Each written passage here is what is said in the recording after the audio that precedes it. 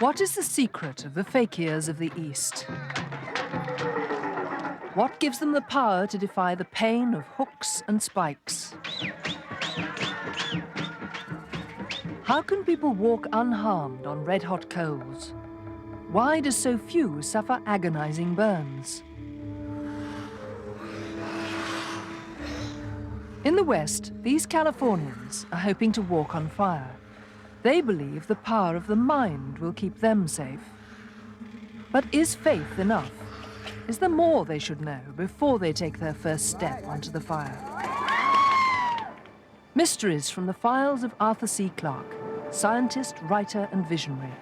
The scientist who invented the communications satellite, the writer of 2010, and now in retreat in Sri Lanka, the visionary who ponders the riddles of this and other worlds.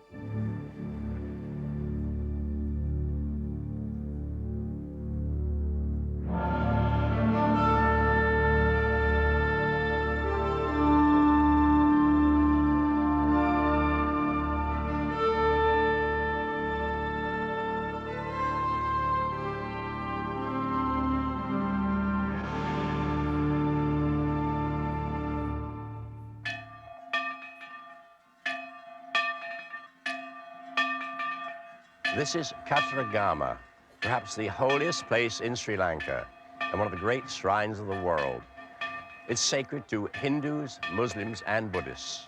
And throughout the year, pilgrims come to make offerings at the temple and to bathe in the Manic Ganga. For 2 weeks every August, Katragama is an extraordinary sight, thronged with crowds of pilgrims undergoing painful ordeals to atone for past misdeeds. Some walk here for miles on shoes of nails. Others pierce their flesh with hooks and spikes. The crowds come from all over Sri Lanka to honor Skanda, the Katragama god.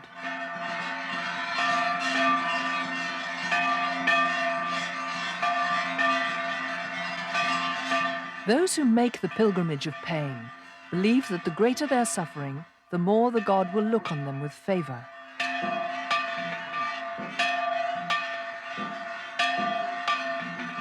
To onlookers, these feats of faith look unbearably painful. But strangely, the pilgrims who perform them don't really seem to be in agony. They're convinced Skanda protects them with a supernatural power. Putting such miracles under the microscope is the speciality of physiology professor Carlo Fonseca. He studied the strangest of all the Katragama rituals, hook hanging. Many people believe that this is in fact a miracle because on the face of it, there are several fantastic things about the whole procedure. But I have looked into this rather carefully, and I'm quite convinced that it can be explained in terms of physics and physiology. At the Colombo Medical Faculty, this volunteer hook hanger has been helping Fonseca's investigations. The experiment is strictly supervised by the doctors. Each hook is sterilized to keep infection at bay, for hook hanging is dangerous. Fonseca first set out to discover why the hooks cause so little bleeding. He found that the trick is to pinch up the hanger's skin. If you watch how they actually do it, the skin and the underlying tissues are pinched up. Pinching up tissues obliterates the blood vessels in the region. The hook is inserted and tension is maintained on the hook by means of a string so that it remains pinched up. But why don't the hooks tear the hangers back? Fonseca realized that the number of hooks was crucial. There must be enough to spread the load. Hook hangers use at least 6 hooks, and these 6 hooks are so placed that there is an even distribution of the weight. This young man, he is about 120 pounds in weight. So each hook has a strain of 120 divided by 6, that's 20 pounds. And such a strain, normal, healthy human tissue can bear without snapping. On the other hand, if any devotee hangs by one hook, undoubtedly the hook will tear through the flesh and he will plummet to the ground. Yet this does not fully explain why the hooks cause so little pain.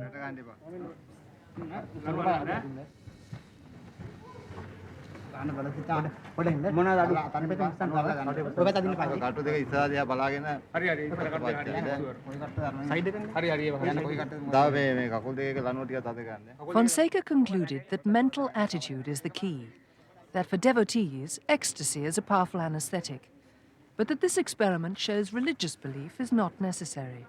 For this man's happy to hang about and smoke, putting his faith in science instead of the supernatural. To Carlo Fonseca, his calm behavior proves the point.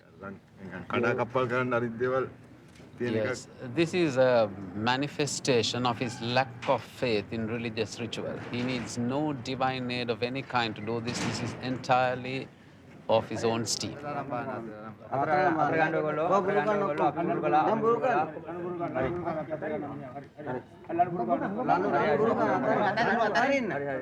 So effective is the pinching up procedure that even when the hooks are taken out, the wounds do not bleed. And Fonseca believes the same elementary principles of physics and physiology protect even the devotees at Kataragama.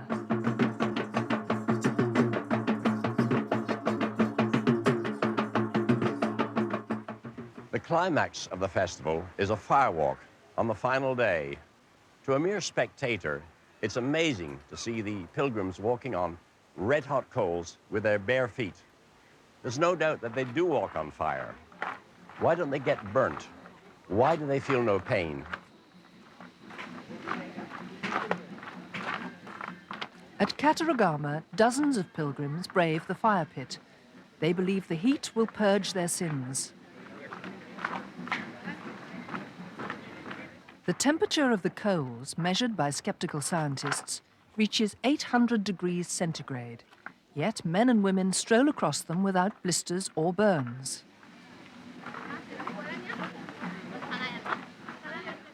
The Kataragama firewalk is one of many that take place throughout the world. Each May at Langadas in Greece, the villagers celebrate the festival of St. Constantine and St. Catherine with a night of firewalking.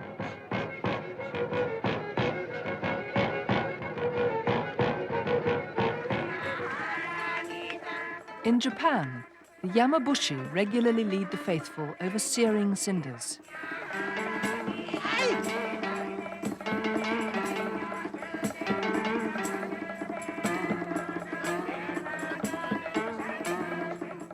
At San Pedro Manrique, Spain, there's a firewalk on St. John's Eve. In 1969, the villagers were joined by a visiting American, John Harmon McElroy. They were the kind of coals that are pulsing white on the edges. It wasn't orangey, it was white hot. The instructions we had were very simple. They brushed their feet clean of twigs or anything else that was flammable before they stepped up on the coals. They put their feet down very flat and very hard, and they kept moving. We followed those simple instructions, my friend and I, and we had what was, for me, the most exhilarating experience I think that I've ever had in my life. In the South Pacific, islanders amble regularly over roasting rocks. And on Bora Bora, curiosity impelled a surgeon to risk his skin, Dr. Gerald Fegan. It was a pretty formidable-looking thing. It was just a long bed of incandescent red rocks. Anyway, I found myself leaning down, taking off my shoes and socks, and walking over to the front of the firewalk. And one of the natives took my hand, and it felt so hot when you got close to it that you felt you were being fried. And yet, when you walked on it, your feet and your knees, up to your knees, felt cold. I have no explanation for it at all. I can explain a lot of medical things, but not that.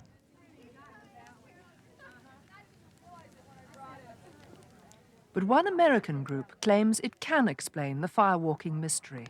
At the Insight Center on Wilshire Boulevard in Santa Monica, the answer costs only $100. firewalk is the climax of a seminar designed to boost people's confidence and help them conquer their fears.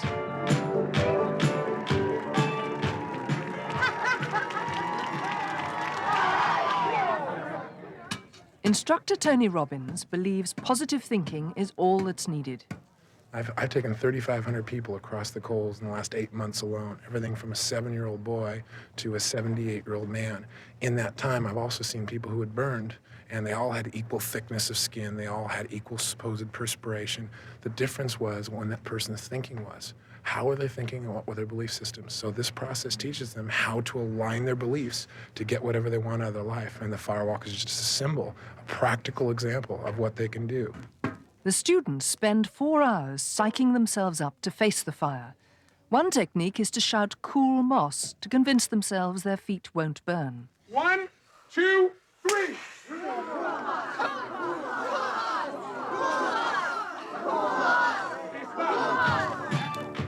The fire is almost ready, and so are the firewalkers.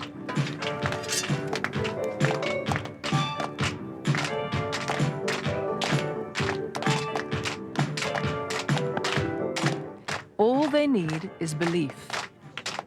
As I take the first step, my body will do whatever it takes to protect itself. As I take the first step, my body will do whatever it takes to protect itself.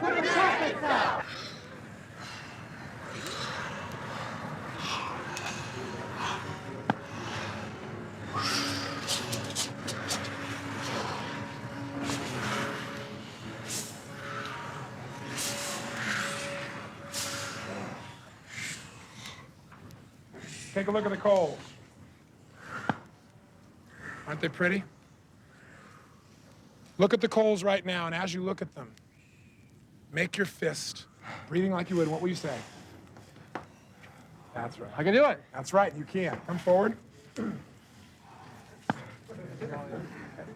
forward. At your own pace. All right.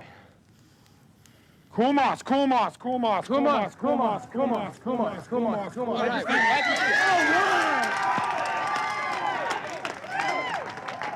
right, take a deep breath. Take a deep breath. Cool moss, cool moss, cool moss, cool moss, cool moss.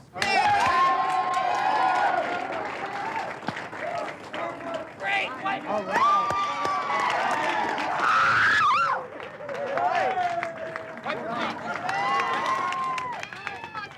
Oh my God, I did it. Fantastic. I never did anything like this in my life. At the medical faculty in Colombo, a series of experiments has convinced Professor Fonseca that there's more to firewalking than positive thinking. There is a lot of claptrap and mumbo-jumbo associated with this phenomenon. I have looked into this very carefully, and as of now, I am quite convinced that the whole phenomenon is explicable in terms of quite elementary physics and physiology. Well, of course, we're not the first to do this kind of experiment. Many other doctors and scientists have tried this and come up with a rather wide range of clues to the firewalking mystery. Harry Price was one of the first. In 1935, he organized this firewalk at Carshalton in Surrey. He burned 8 tons of oak and pine in a 25-foot trench. After several hours, the logs were burning fiercely. The heat was intense.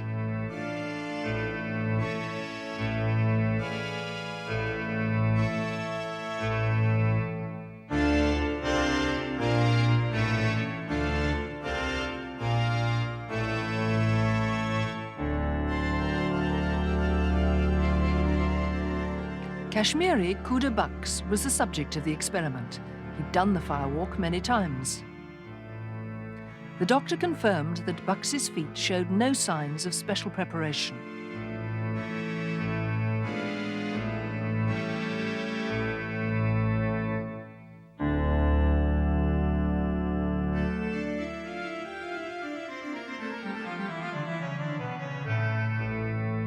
An amateur quickly came to grief, but Kudabux survived both walks unsinged.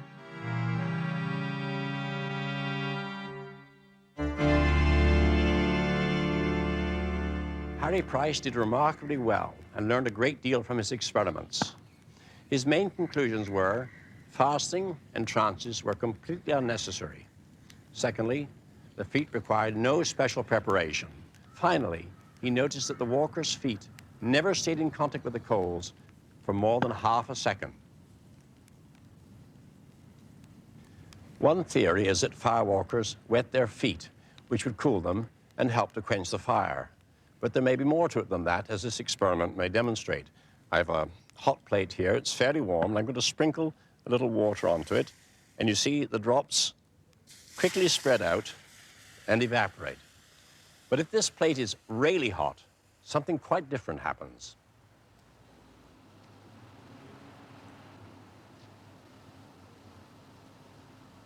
Now the hot plate is really hot, almost glowing.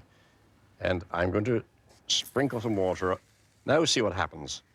It forms a little bead and skitters around like a tiny hovercraft, floating on a cushion of steam which protects it from the heat of the hot plate. And it can survive for many seconds, sometimes as long as a minute. This is called the Leidenfrost effect.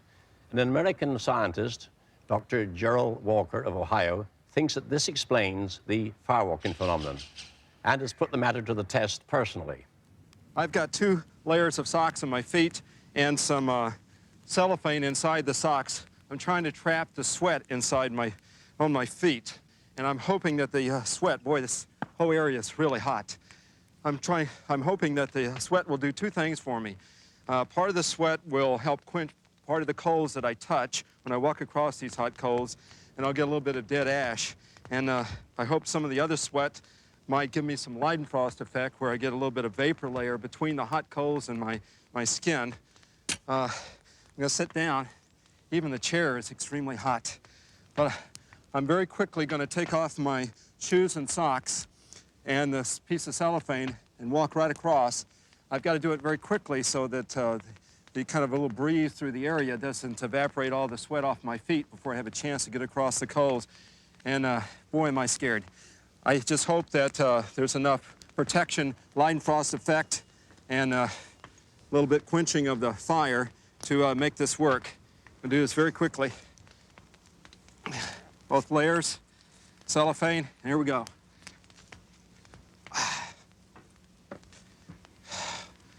A little bit of heat in a few places, but no massive damage at all.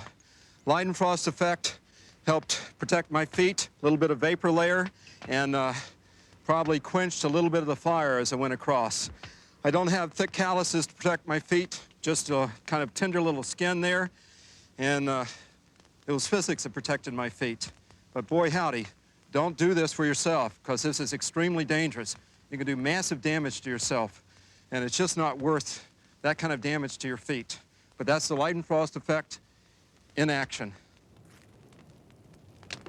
If wet feet are the key to firewalking, what about the sad case of Methodist minister Eric Robinson? Here in Sri Lanka in 1952, he carefully soaked his feet, then jumped on the coals. He was badly burned. It was like animals tearing at my feet, he said. The state of the firewalker's feet may be part of the answer. Carlo Fonseca has been finding out how long they can withstand the heat from an electric light bulb.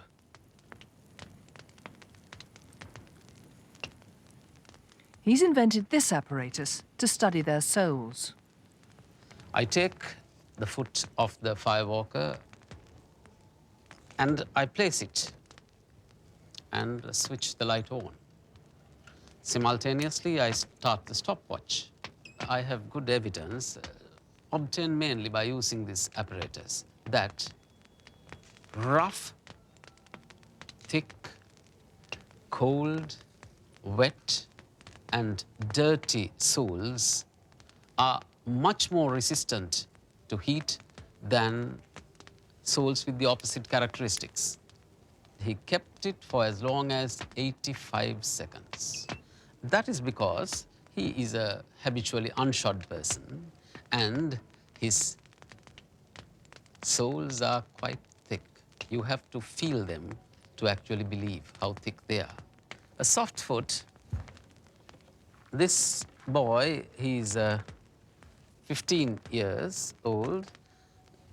He belongs to the younger generation, and so they are usually shod all the time, and the feet are quite soft.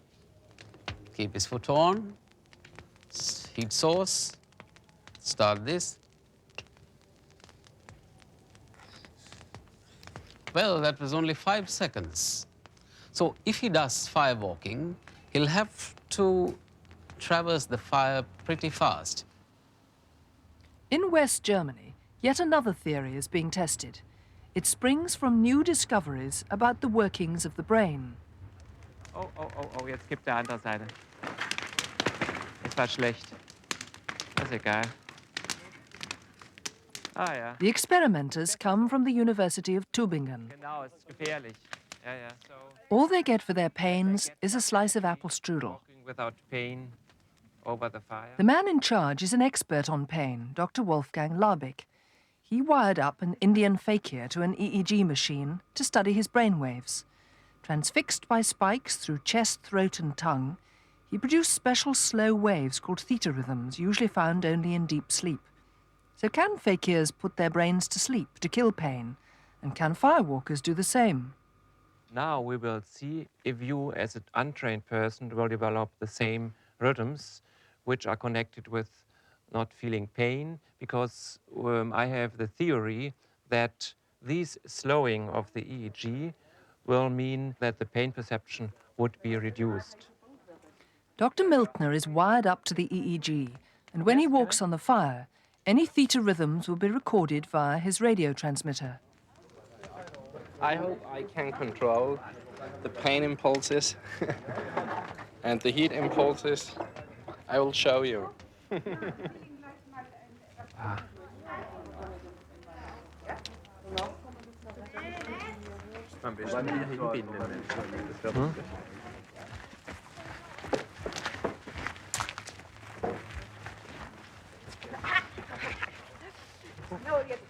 Rausgehen.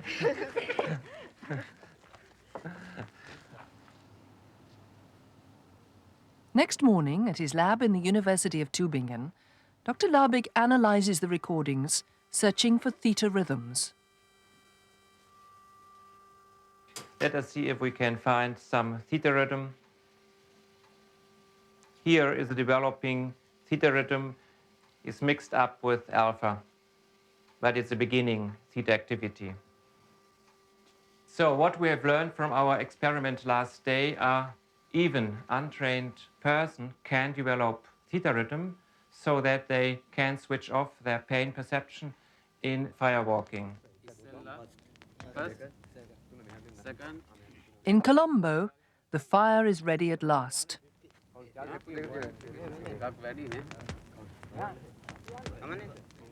But first, to show they have no supernatural protection, the walkers deliberately flaunt local religious laws, downing liquor and chewing pork.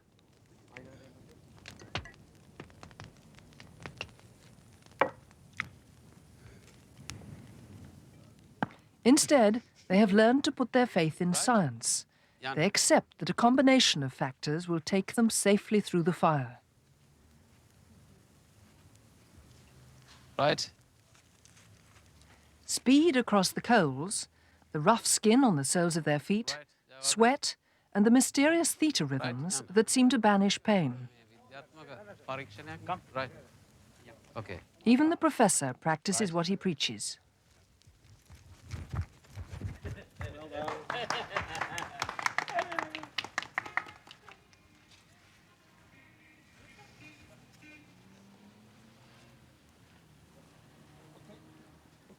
I don't pretend we have all the answers, but I'm sure we have most of them. There's nothing supernatural involved in firewalking.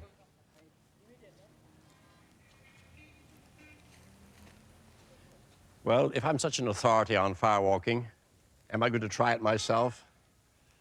In the immortal words of Eliza Doolittle, not likely. I'm content to leave it to the real experts, And so should you.